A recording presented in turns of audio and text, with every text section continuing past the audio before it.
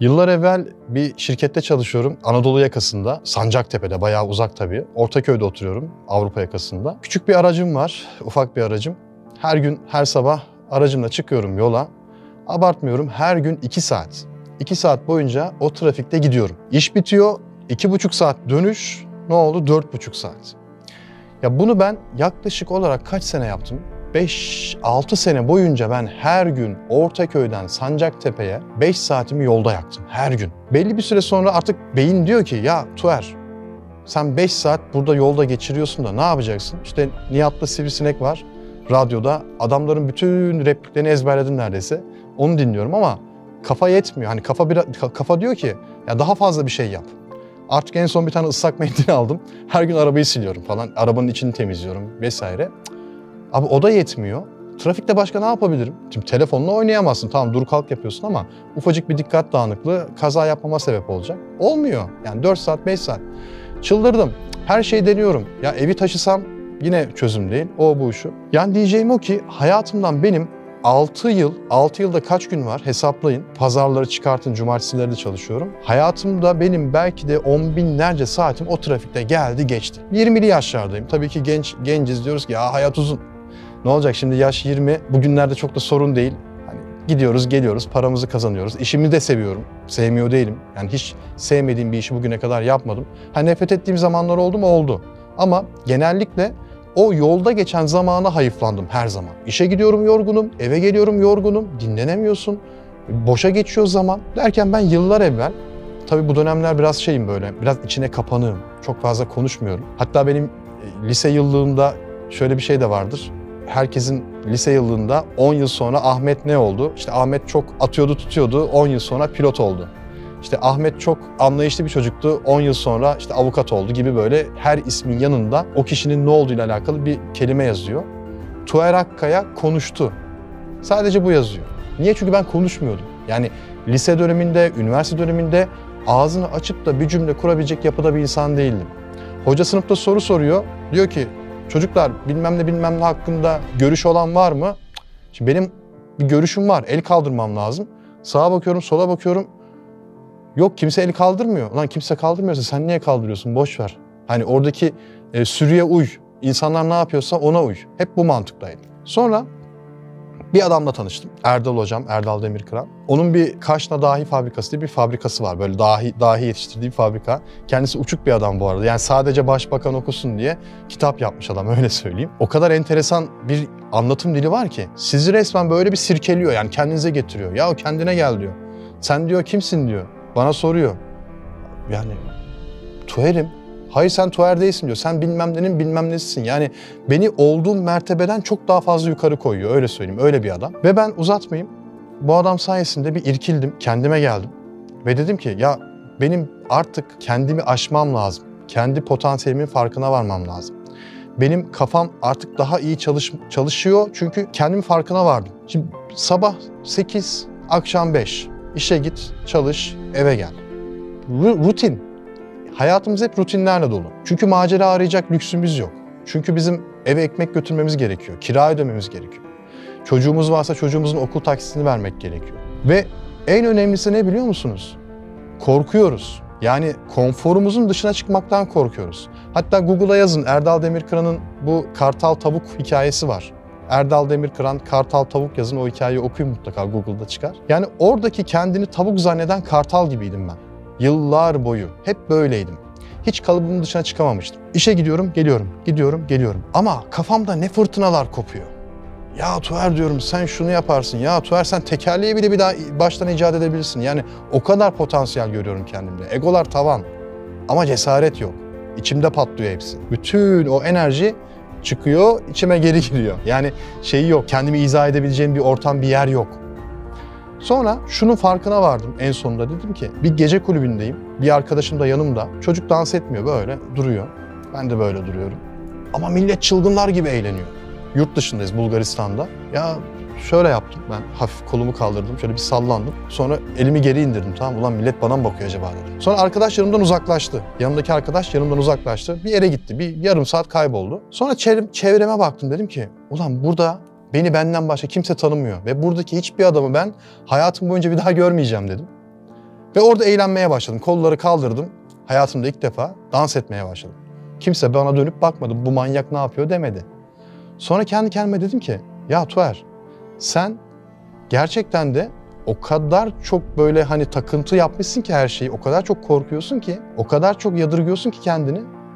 Yani o insanları sen hayatın boyunca bir daha görmeyeceksin abi. Neyden çekiniyorsun?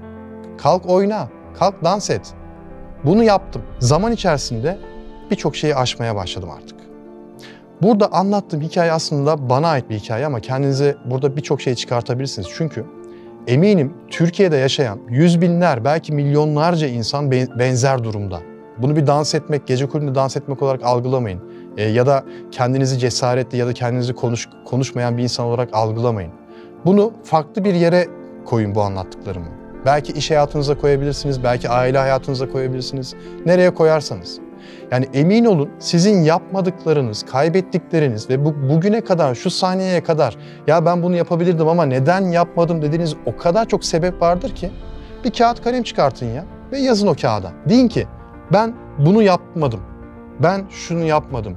Eminim şu videoyu izleyen her kişi bunu yaparsa en az 10 madde çıkacaktır. 10 tane yapamadım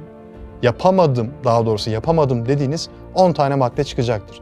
İşte size başarıya götüren maddeler de o maddeler, yapamadıklarınızdır. Söyleyemediklerinizdir, icraata geçemediklerinizdir. Ya bugün şöyle bakıyorsunuz, ben birçok hikaye dinliyorum. Yani buraya beni konuklar geliyor, insanlar geliyor, kendi hikayelerini anlatıyorlar. Adam diyor ki ya benim diyor 5 kuruş param yoktu diyor. Ben gittim diyor öğretmenimden diyor 70 lira borç aldım diyor. 70 lira sayesinde ben 4 milyon TL para kazandım bir sene içerisinde diyor. Ve şimdi fabrikam var, kendim üretiyorum diyor. Yapmış adam, denemiş. Ve benim çocuğum yeni doğduğu dönemde, kızım yeni doğduğu dönemde bir girişimde bulunacakken kendi kendime dedim ki ya çocuğunu niye riske atıyorsun? Çok büyük risk ya. Ya bir insanın, ki baba olanlar bu konuda hak verirler, bir insanın hayatı boyunca riske atamayacağı tek şey kendi çocuğudur. Emin olun kendi çocuğudur. Ama ben riske attım. Ben yaparım dedim çünkü. Önce kendime inandım. Hani derler ya başlamak başarmanın yarısıdır diye. Ya dedim başla. Yaparsın sen dedim. Kendime güvendim. Ve kendimi öyle bir şartladım ki o yapacağım işte. Başarısız olma ihtimalin yok. Başarmak zorundasın dedim. Kendimi şartladım. Kendimi o strese soktum. Başardım mı? Yaptığım o yatırım işte başardım. Oldu. Yani ben çok zengin bir aileden gelen bir insan değilim. Benim yani birçok insan gibi, hatta şöyle söyleyeyim, asgari ücretle yaşayan birçok insan kadar imkanlarım vardı. Çok fazla büyük imkanlarım yoktu. Çok fazla büyük kontaklarım, tanıdıklarım, çevrem yoktu. Yani okuduğum lise çok güzel bir liseydi ama okuduğum üniversite çok güzel bir üniversite değildi. Bir şeylerim hep eksikti. Eksik kalan şeyleri tamamlamak da benim görevimdi. Ve ben bunu kendime görev edindim. Eksiklerimi tespit ettim. Ve eksiklerim de hep nerede çıktı biliyor musunuz? Az önce anlattığım o, hani bu videoyu izleyen herkes not alsın, en az 10 tane yapamadığım maddesi çıkar dedim ya. İşte o maddelerdi. Ve ben onların tek tek üzerine gittim. Bugün tabii ki hiç kimseye şunu tavsiye etmiyorum. Hiçbir işe bodozlama dalmayın. Ya ben gaza geldim hemen bu işi yaparım. Öyle bir şey yok. Plan yapın, program yapın.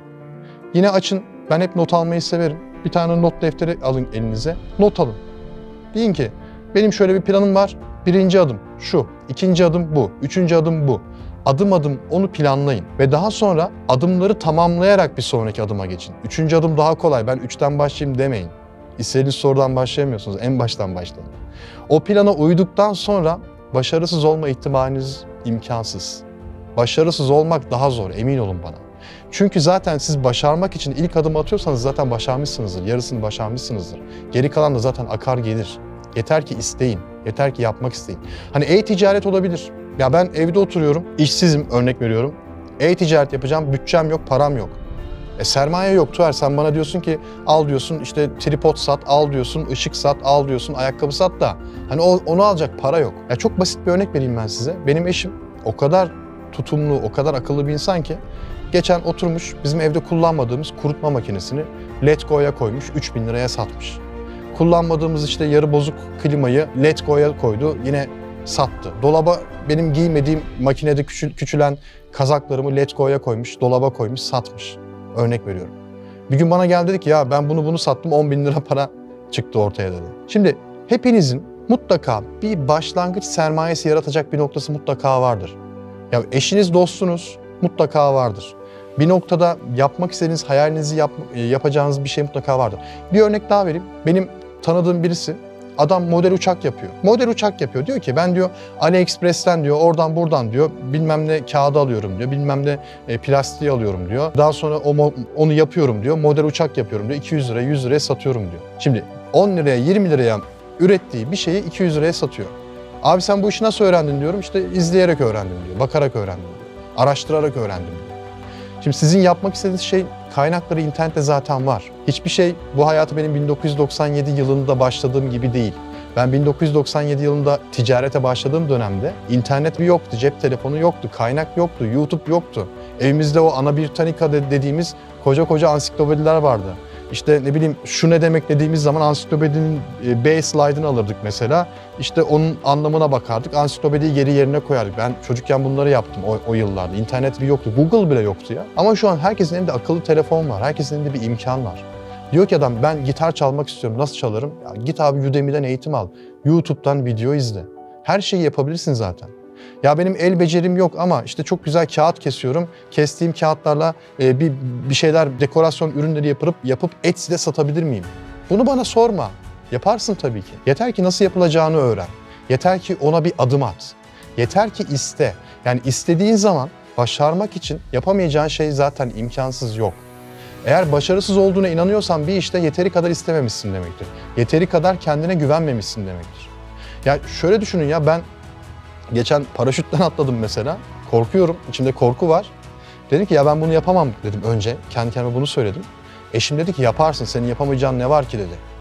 Öyle bir motivasyon verdi ki öyle bir damardan yakaladı ki beni. Senin yapamayacağın ne var ki dedi bana. Bu çok önemliydi benim için. Hiç sorgusuz. Bindim o otobüse, çıktım o Babadağ'a. Adam dedi ki buradan atla, uçurumdan atla diyor bana. Atladım. Yani çünkü inandım. Yoldayken yani o yola çıktığım anda onu yapabileceğime inandım. O yoldan geri dönenler yok muydu? Vardı. Çok gördüm ya. Adamlar minibüse geri biniyor. Zaten adam şey diyor, bu minibüs zaten boş dönmez diyor. Kesinlikle dolu döneriz diyor. Yani giden her 10 kişiden 4 tanesi geri dönüyordu. Vazgeçiyordu adam. Çünkü daha yola çıktığında onu yapabileceğine inandırmamıştı kendisi. Ama ben yola çıktığımda o işi yapabileceğime inandırdım kendimi. Yaptım mı? Yaptım. Riski var mıydı? Vardı tabii ki. Her işin bir riski vardır. Her ticaretin bir riski vardır. Her ilişkinin de bir riski vardır. Sizin adım atmanız bile riski. Yani karşıdan karşıya geçerken sana arabanın çarpma ihtimaliyle e-ticaret yaparken 100.000 TL kaybetmenin ihtimali birebir aynı bence. Hiçbir farkı yok. Dikkatli olursan karşıdan karşıya geçerken araba sana çarpmaz. Onun bilinciyle karşıya geçmen gerekiyor. Dikkatli olursan o ticareti yaparken o 100.000 lirayı kaybetmezsin. Onun bilinciyle o ticareti yapman gerekiyor. Ne kadar dikkatliysen, ne kadar kendine güvenirsen o kadar başarılı olursun. Eğer bu videoyu izlediysen ve sonuna kadar buraya kadar geldiysen ve bu video sana bir şeyler kattıysa ne mutlu bana. Demek ki o zaman yapmak istediğin şey, hedef neyse, yapmak istediğin konu neyse şu an onun %70'ini başardın bile, öyle söyleyebilirim. Gelecek videolarda görüşürüz. Hoşça kalın.